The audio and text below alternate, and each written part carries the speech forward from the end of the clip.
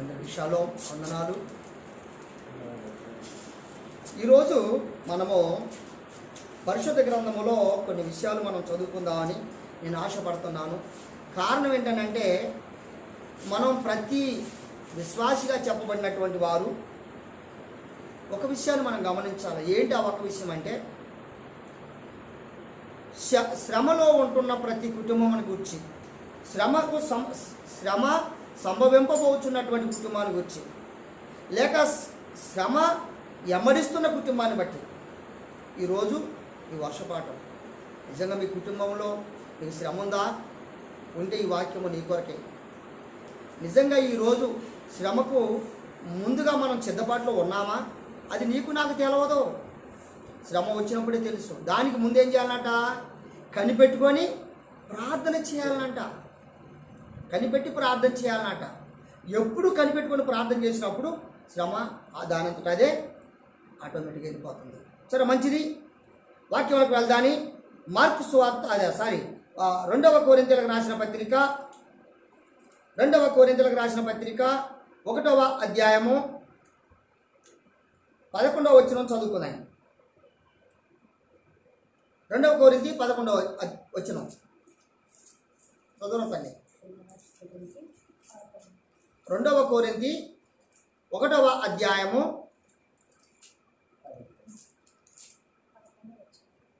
11. అందువలన అనేకుల ప్రార్థన ద్వారా మాకు కలిగిన కృపావరము అనేకుల చేత మా విషయమై హల్లెలూయా చెల్లించబడును అంటాడు అక్కడ. అన్న కదా, ఏం చేయాలట? కృతజ్ఞత స్తుతి చెల్లించాలంట. తర్వాత దానికంటే ముందు 8వ వచనం కూడా ఒకసారి చదవండి. 8వ వచనం, అందులోనే 1వ అధ్యాయం 8వ వచనం. సహోదరులారా, ఆసియాలో మాకు తటాసించిన శ్రమను గూర్చి మీకు తెలియకుండుట మాకిష్టం లేదు. అదేదనగా మేము బ్రతుకుదామను నమ్మకము లేక ఉన్నట్లుగా మా శక్తికి మించిన అత్యధిక భారము వలన హల్లెలూయా ఏమైపోయారటమ్మా? కుంగిపోయారట. ఏ విషయంలో కుంగిపోయారట? శ్రమ. అవునంటారా కాదంటారా? అక్కడ ఏం జరిగిందట? మాకు ఆసియాలో ఉన్నటువంటి మాకు తటాసించిన శ్రమను గూర్చి మీకు తెలియకుండా మాకు మంచిది కాదంటాడు అక్కడ. అవునా కాదా? అంటే శ్రమను గూర్చి తెలవాలన్నట, శ్రమను గూర్చి చెప్పుకోవాలంట, శ్రమను గూర్చి ఆయన మొరపెట్టాలన్నట. తెలియకుండా మాకు మంచిది కాదు అంటే అర్థం ఏంటి? ప్రభువా, మా శ్రమ, మాకు కలుగుతున్నటువంటి ఇబ్బందులను, మాకు కలుగుతున్నటువంటి శ్రమలు, మాకు కలుగుతున్నటువంటి అపాయములు, మాకు కలుగుతున్నటువంటి ప్రతి విధానమైనటువంటి యొక్క మమ్మల్ని వేధిస్తున్నటువంటి శ్రమలు, ఇబ్బంది నుండి మమ్మల్ని కాపాడుకును నీకు మాకు కలిగిన ప్రతి యావత్తు నీకు తెలిసి ఉండున్నట్టుగా మేము కోరుకుంటున్నామయ్యా అని చెప్పి కొరింథీ సంఘానికి వెళ్ళి అపోస్తలుడైన పౌలు గారు ఈ విధంగా బోధించసాగారు. నిజమంటారా కాదంటారా? అందుకు ఇక్కడ ఏమన్నాడు? ఇంతకుముందు మనం చదువుకున్న మాట ఏంటి? 11వ వచనం, అందువలన నా అనేకుల ప్రార్థన ద్వారా మాకు కలిగిన కృపావరముల కొరకు అనేకుల చేత మా విషయమై కృతజ్ఞతాస్తుతులు చెల్లించుతున్నాం. పరమ తండ్రి స్తోత్రం. సంఘములో ఒకరి పట్ల ఒకరికి శ్రమ కలిగిందా, లేక ఇబ్బంది కలిగిందా, లేక ఏదైనా అవసరం కలిగి ఉన్నామా? అప్పుడు మనం ఎవరో చెప్పాలంట? సంఘంలో చెప్పాలి. తర్వాత దానికంటే ముందు యావే చెప్పాలి. ఎట్లాగా? ప్రార్థన చేయాలంట. అందుకే అక్కడ అంటాడు, కృతజ్ఞత స్తుతులు చెల్లించున్నాడు. ప్రతివారు కూడా కృతజ్ఞత స్తుతులు చెల్లించాలి. ప్రతివారు కూడా కృతజ్ఞత స్తుతులు బదులమై ఉన్నామని మనం బైబిల్లో చెప్తున్న మాట చూడండి ఒకసారి. అదేవిధంగా యోబు గ్రంథము కీర్తన కంటే ముందుంటుందమ్మా. యోబు గ్రంథము 5వ అధ్యాయము, కొంచెం స్పీడ్గా ఉంటే మంచిది, మీరు కూడా సమయం గడిస్తే నాకు. 19వ వచనం, 6 బాధల్లో నుండి ఆయన నిన్ను విడిపించును, 7 బాధల కలిగినను నీకు ఏ కీడు. హల్లెలూయా. చూసారమ్మా, ఎన్ని బాధల నుంచాట, ఎన్ని విధాల నుంచాట అక్కడ చెప్పాడు. 6 బాధల్లో నుండి విడిపిస్తాడట. 7 బాధలు కలిగినను పరమతండ్రి స్తోత్రం. చూసారా, కీడు కలుగుచున్నదా? ఆయన మొరపెట్టవలసినటువంటి అవసరత నీకును నాకును లేకపోలేదన్న సంగతి మనం జ్ఞాపకం పెట్టుకోవాలా. ప్రియ నా సహోదరి సహోదరులారా, నా ప్రియ కుమారులారా, కుమార్తెలారా, చెల్లెలారా, అక్కలారా, మీకు ప్రేమపూర్వకంగా తెలియపరుస్తున్నటువంటి ఈ మాటలను మీ మధ్యకు వచ్చేది మీ అందరి కొరకు అని కాదు, మన అందరి కొరకు ఈ మాటలు. మిమ్మల్ని పురికొల్పుచున్నాను, యెహోవా మెస్సియా నందు విశ్వాసములు మిమ్మల్ని పురికొల్పుచున్నాను.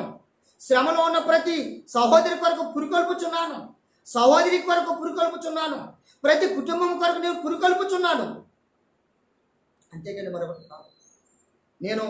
నేను అని చెప్పుకోవటం కాదు, కానీ నేను నా ప్రజలు అనగా నా తండ్రిని వెలిగిన ప్రతి కుటుంబము ఈ శ్రమలకు గురి కావద్దనేటువంటి తపన మాత్రమే నేను ప్రతి రాత్రి 1 గంట లేదు 2, 1:30, 2 ఆ ప్రాంతంలో మోకరించి మీ అందరి కొరకు నా కొరకు మరి నేను ప్రార్థన చేయటకును సిద్ధపాటులో ఉంటాను.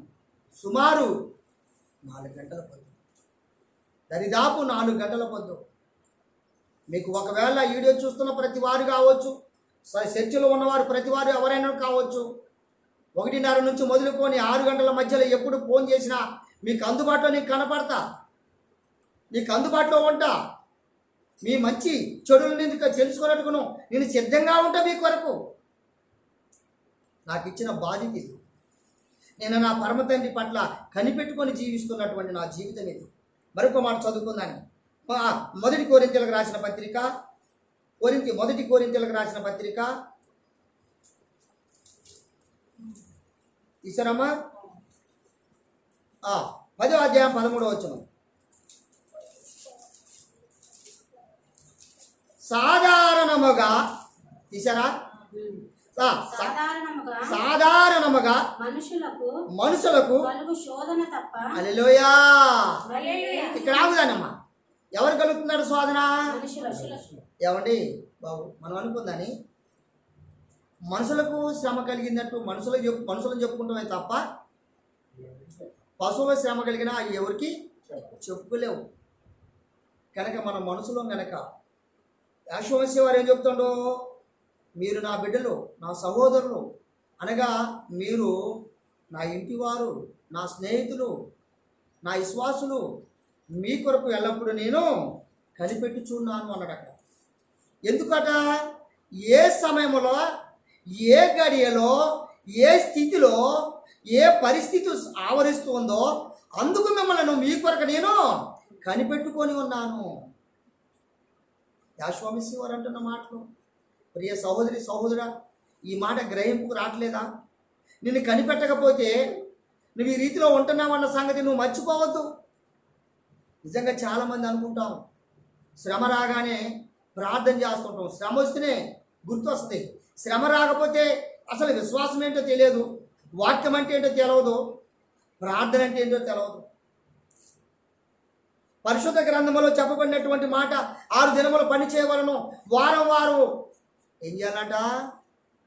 నీ ఎలోహిం అనే యావే సన్నిధికి రావాలంట. ఒకసారి చూడండి, యెహోషువ గ్రంథము, మళ్ళా కొరింథీయులకు రాక మనం యెహోషువ గ్రంథము తీసారా అమ్మా, 1వ అధ్యాయము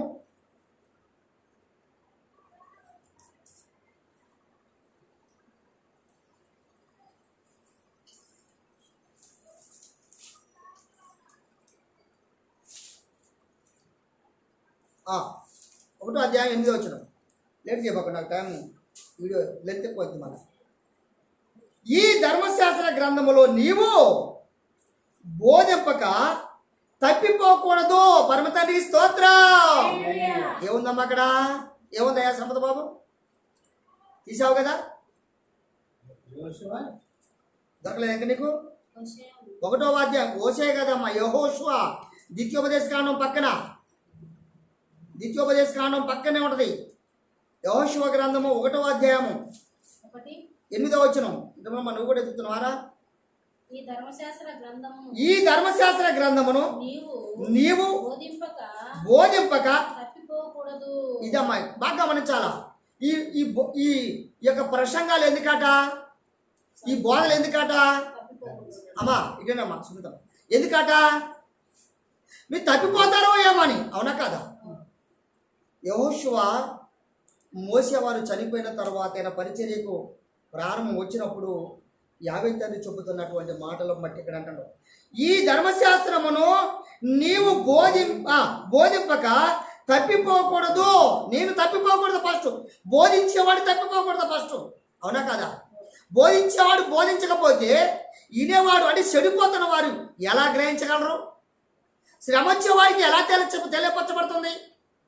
అందుకే నేను అనేక మార్లు మీ ఇళ్ళకు వస్తున్నప్పుడు మీ యొక్క శ్రమను గూర్చి, మీ ఇబ్బందుల గూర్చి, మీకున్న కలుగుతున్న ప్రతి సమయమును గూర్చి తన సేవకుడైనటువంటి తన భక్తులు మీ వద్దకు పంపినప్పుడు వారు మీకు చెప్పట్లేదా?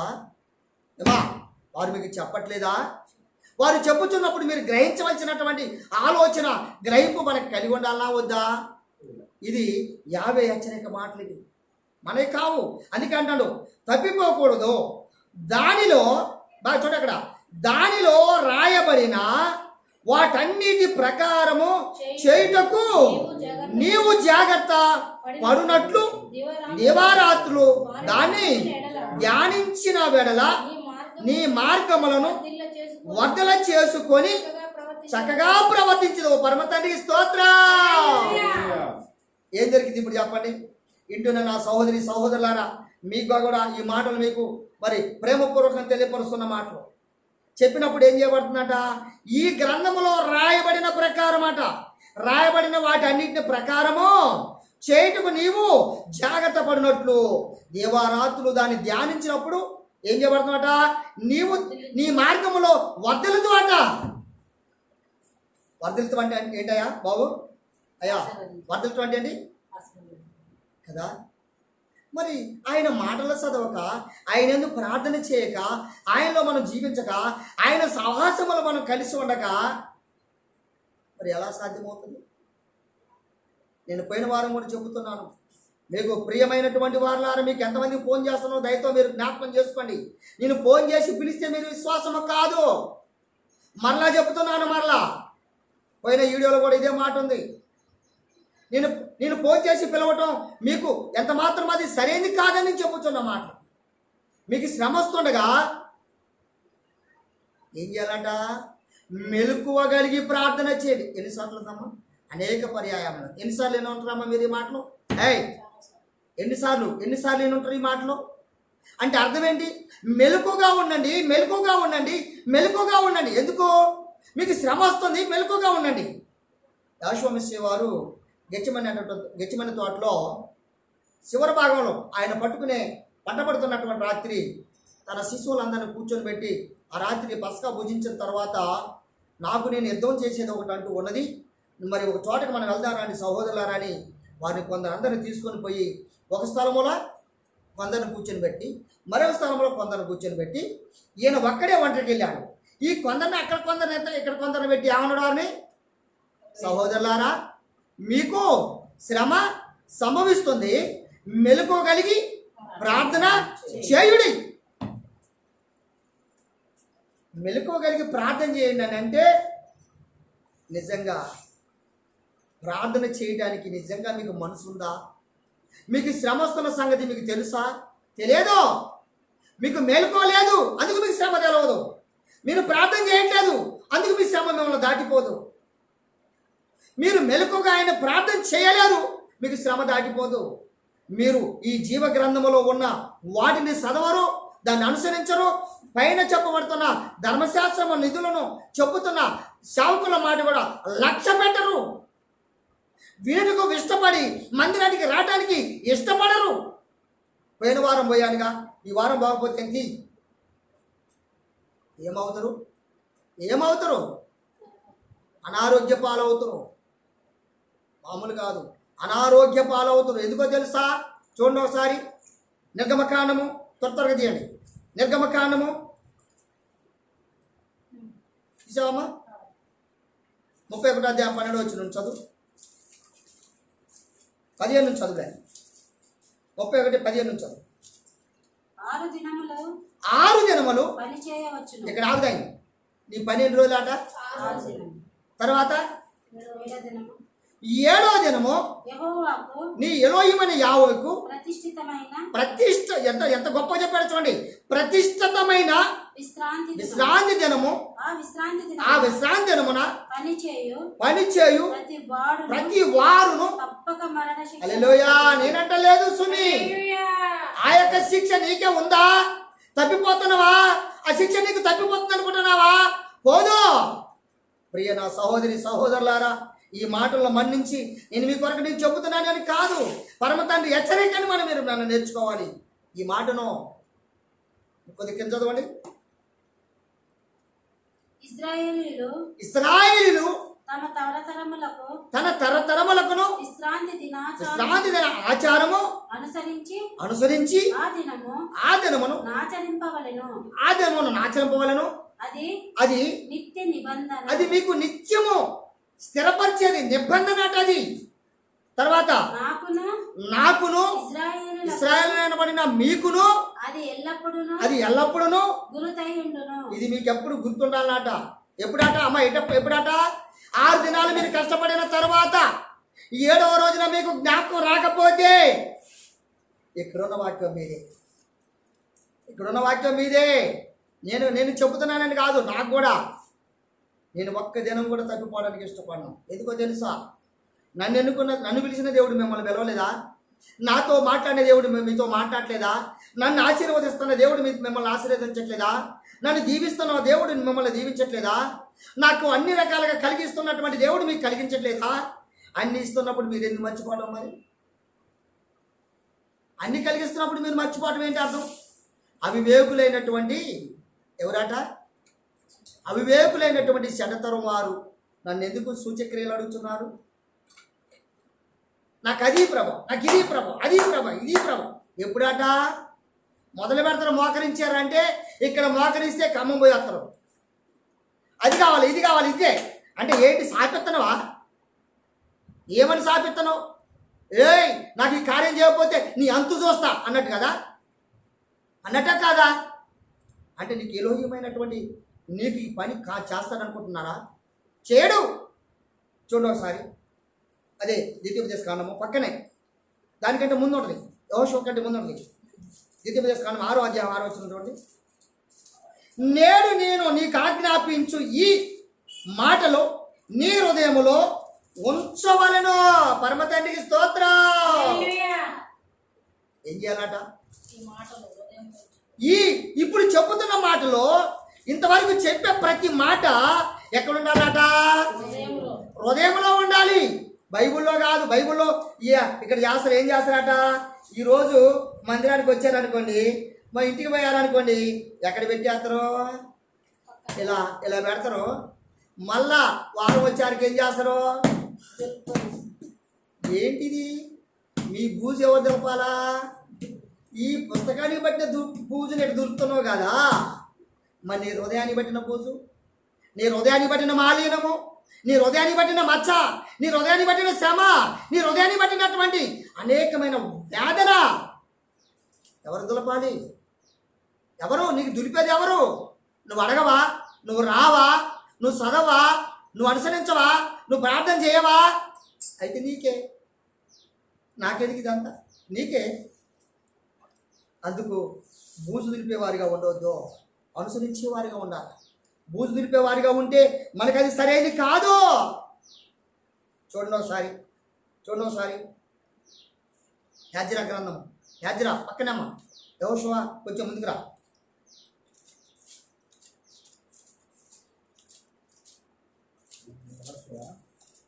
కాదు ఎజ్రా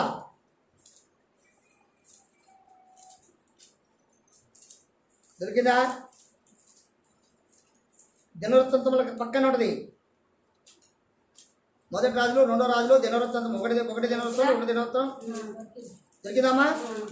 ఓకే, 8వ అధ్యాయము తీసారా? 8వ అధ్యాయం 31 వచ్చిన.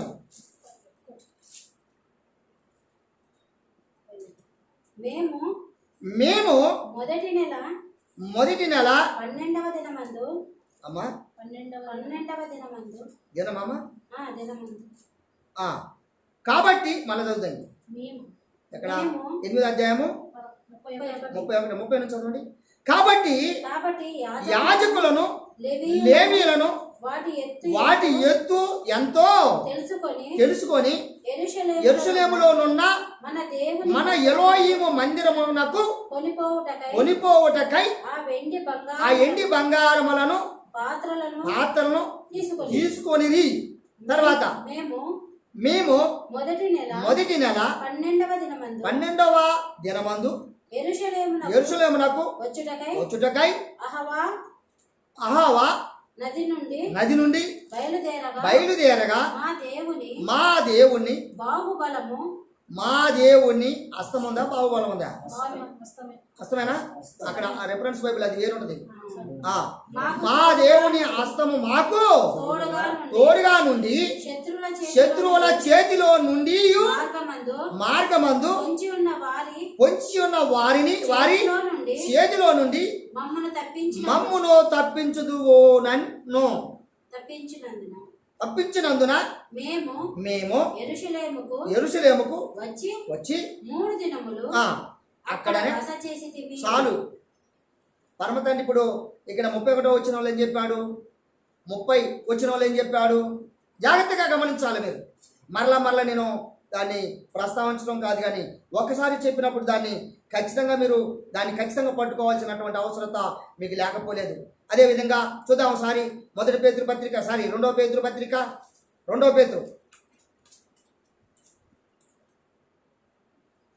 పేతురు పత్రిక 2వ అధ్యాయము తీసావా తల్లి? 2వ అధ్యాయం 9-10 వచ్చినాడు. నిర్మలమ్మ చదురా.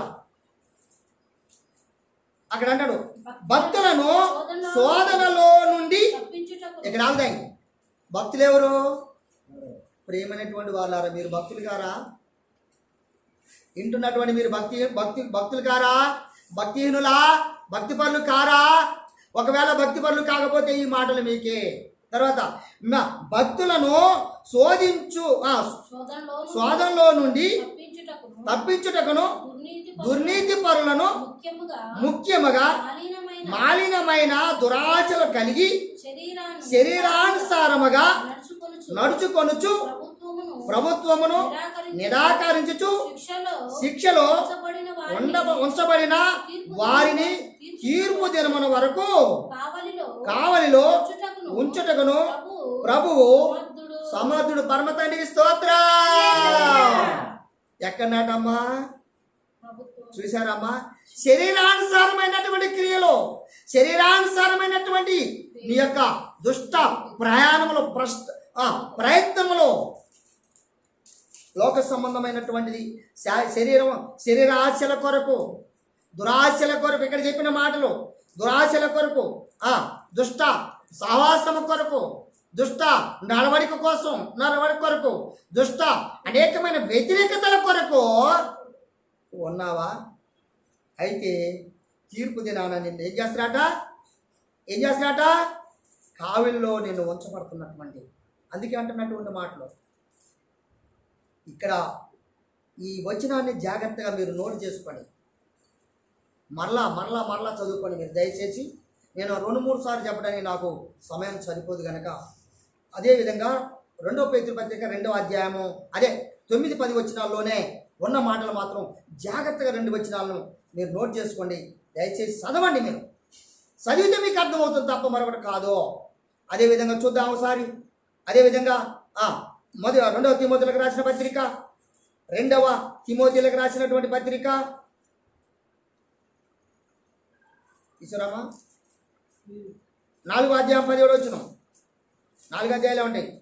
వచనం 17 తీసారా? ఆ, అయితే నా ద్వారా నా ద్వారా సువార్త పూర్ణముగా ప్రకటింపబడు నిమిత్తమును అన్యజనులందరూ దాని విను నిమిత్తమును ప్రభువు నా ప్రక్కన నిలిచి ఉండి నన్ను బలపరిచను. పరమ తండ్రి స్తోత్రం. ఇక్కడ ఆగుదండి. ఏం చేశాడటమ్మా? నిన్ను బలపరచడానికి ఇష్టపడుతున్నాడు. నిన్ను బ్రతికించడానికి ఇష్టపడుతున్నాడు. నిన్ను శ్రమలో పోకుండా నేను కాపాడాలని చూస్తున్నాడు. మరి మీరు ఎందుకు ఆలోచించట్లేదు? మీరు ఎందుకు దీన్ని లక్ష్య పెట్టట్లేదు? ఎందుకు మీరు మందిరముకు రాలేకపోతున్నారు? మీరు ఎందుకు ప్రార్థన చేయలేకపోతున్నారు? ఎందుకు శ్రమను గురించి మీరు దాన్ని దూరం చేసుకోవడానికి మీరు ఎందుకు ఇష్టపడలేదు? నా ప్రశ్న కాదండి, నా యొక్క ప్రేమపూర్వకంగా మిమ్మల్ని బ్రతిమలాడుతూ అడుగుతున్నాను ఈ మాటలు. దయతో ఈ మాటలు గమనించకపోతే ఈ శ్రమ అంతా మన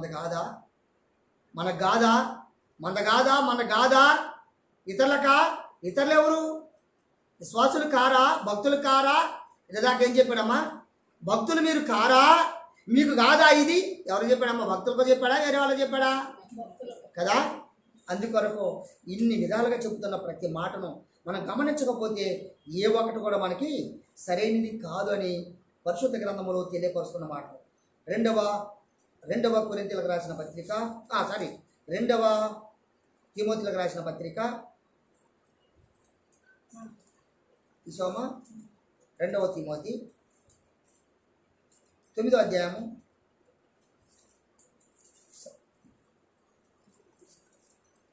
కాదమ్మా 2వ కొరింథీయులకు రాసిన పత్రిక.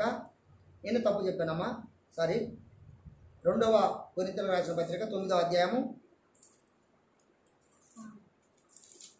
అధ్యాయము తీసారమ్మా. 14 వచనం చదవండి. 14-15 రెండు వచ్చిన లాస్ట్. మరియు మీ ఎడల దేవుడు మరియు మీ ఎడల ఎలోహిం కనుపరచిన అత్యధికమైన కృపను చూచి వారు మీ నిమిత్తమై ప్రార్థన చేయుచు మిమ్మలను చూడవలనని విశేష ప్రేక్ష గలవారై అమ్మ నువ్వు చదవరా? విశేషాపేక్ష సంపద బాబు నువ్వు చదువు. 14 వచ్చిన మరియు మీ ఎడల ఎలోహిం దేవుడు అని అక్కడ ఉన్నట్టు చదువు. కాకపోతే దేవుడు కనపరిచిన అత్యధికమైన కృపను చూచి వారు మీ నిమిత్తమై ప్రార్థన చేయుచు మిమ్మును చూడవలనని ఎక్కువ, ఇది మాట, ఎక్కువ కోరిక గలవారై ఉన్నారు. పరమ తండ్రి స్తోత్రం. ఏ కోరిక గలవారై ఉండరాట?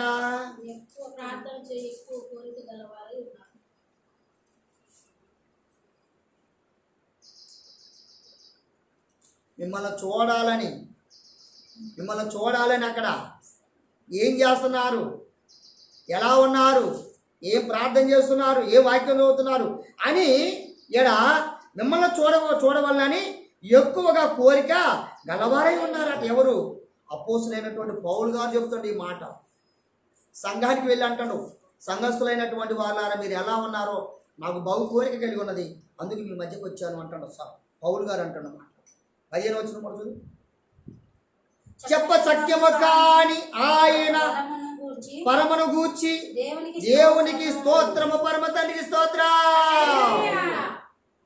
చూసారా ఎంత చక్కని మాట చెప్పాడు? ఎన్ని విషయాల్లో మనకు తెలియపరిచాడు, ఎన్ని విధాలుగా మనకు అనేక రకరకాలుగా మనకు నేర్పాడు.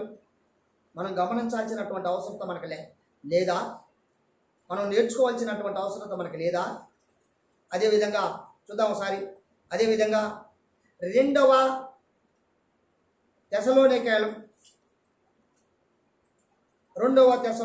తెసలోనికయులకు ఈవులకు తీసావమ్మా. తిమోతి పక్కనే ఉంటుందిరా. తిమోతి కంటే ముందు పరిశుద్ధ గ్రంథములో ఎప్పుడు ఎక్కడ ఏ వాక్యం ఉందో ఎప్పుడు మనం తీస్తుంటేనే ఆ గ్రంథంలో ఉన్న పుస్తకాలు మనకు అర్థమవుతుంటాయి. తప్ప మరొకటి కాదు. నిర్మల మనకి దొరకలేదా? ఎఫెసీయులా ఇది? కాదమ్మా. దేశం. ఆ, అవునయ్యా. తీసావా? నేను చదవనా? అధ్యాయము అధ్యాయమే. 3వ అధ్యాయము 1వ వచనంరా. తుదకు 3వ అధ్యాయం 1వ వచనం. తుదకు సహోదరులారా. కాదు, 2వ అధ్యాయం 1వ అధ్యాయం అదే మొదటి కాదు, 2వ దశలోనికి రాసిందేనా? అదేనా? 3వ అధ్యాయం మొదటి వచనం. 3వ అధ్యాయం 1వ వచనం చదువు. తుదకు సహోదరులారా. మిమ్మును మేమేమో అని అన్నమాట. అరే అమ్మా నిర్మల ఇట్రామా, ఇట్రా త్వరగా నువ్వు ఎవరైనా. ఓకే ఇట్రా. సారీ, కోరింతి చూస్తాను. సారీ, మీరు అన్నది కరెక్టే అమ్మా. మిమ్మల్ని తప్పు పట్టే నేను. సారీ. 3వ అధ్యాయం 1వ వచనం కరెక్టే అమ్మా. నేను కోరింది తీసమ్మా, మిమ్మల్ని తప్పు పట్టించిన. దయచేసి అనుకోవద్దు. తుదకు సహోదరులారా మీలో మొదటి వచ్చిన వేరా 3వ అధ్యాయం మొదటి వచ్చిన కోరింతి కాదు, ఎగటాకి తీసిన పుస్తకమే. 2వ దశలోనికి 3వ అధ్యాయం మొదటి వచనం. అవును అమ్మా, నువ్వు తీసింది కరెక్టే. నేనే మిమ్మల్ని నేనే కంగారు పడ్డా. తుదకు సహోదరులారా మీలో ఏంటంట, ఏమవుతుందట? మీలో జరుగుచున్న ప్రకారము ప్రభు వాక్యము శీఘ్రముగా వ్యాపించి మహిమపరచబడు నిమిత్తమును మేము మూర్ఖులైన దుష్ట మనుషుల చేతిలో నుండి తప్పింపబడు నిమిత్తము మా కొరకు. హల్లెలూయా. ఏం చేయాలంటమ్మా? ఎవరు?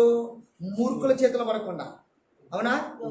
క్రూరుల చేతిలో పడకుండా, తర్వాత అనేకమైన దుష్టుల చేతిలో పడకుండా, శ్రమలో పడకుండా, అనేకమైనటువంటి ఇబ్బందులో పడకుండా ఏం చేయమన్నాడు? ప్రార్థన చేయండి. రోమపత్రిక 15వ అధ్యాయం 30 వచనం 32 వచనం నేను చదువుతాను చూడండి. రోమా సహోదరులారా నేనును యోదేలోనున్న అవిధేయుల చేతులలో నుండి తప్పింపబడి యెరూషలేములో చేయవలసి ఉన్న ఈ పరిచర్య పరిశుద్ధులకు రీతికారము అవునట్లును నేను ఎలోహిము చిత్తము వలన సంతోషముతో మీ వద్దకు వచ్చి మీతో కలిసి విశ్రాంతి పొందినట్లు మీరు నా కొరకు దేవునికి చేయు ప్రార్థన యందు నాతో కలిసి పోరాడవలనని మన ప్రభు అయిన యేషువ మెస్సీయను బ్రతిమలాడుకొనుచున్నాను. బట్టి ఆత్మ వలన ప్రేమను బట్టి మిమ్మును బ్రతిమలాడుకొనుచున్నాను. దొరకలేదా ఇంకా? 15వ అధ్యాయము 30-32 వచనం, 30వ వచనం నుండి 32 వచనాలు మధ్యలో ఉండి ఆ మాటలు నేను చదివిన మాటలు. పర్వాలేదమ్మా. కనుక ఏది ఏమైనా మనం గమనించాల్సినటువంటి అవసరత మనకి ఎంతైనా లేకపోలేదు. చూడవలసినటువంటి ఆలోచన, చేయవలసినటువంటి పని ప్రతిదీ కూడా మనం తెలుసుకోవాల్సినటువంటి అవసరత మనకు లేకపోలేదు. అందుకొరకే ఇక్కడ అంటున్నటువంటి మాట, మరొక మాట నేను చదువుతున్న చూడండి, మీరు తీయడం లేట్ అవుతుంది కనుక. మీలో మా దశలోనికి రాసినటువంటి పత్రిక చదువుతున్న 4వ అధ్యాయం 12వ వచనం చదువుతున్నా. మీలో ఒకడును యేషువ మెస్సీయను దాసుడునైన ఎపఫ్రా మీకు వందనములు చెప్పుచున్నాడు. మీరు సంపూర్ణను ప్రతి విషయములో ఎలోహిము చిత్తమును గూర్చి సంపూర్ణ ఆత్మ నిశ్చయత గలవారునై నిలకడగా ఉండవలెనని ఇతడెప్పుడును కోరుకున్నట్టుకు తన ప్రార్థనలో పోరాడుచున్నాడు. ఏం చేస్తున్నట?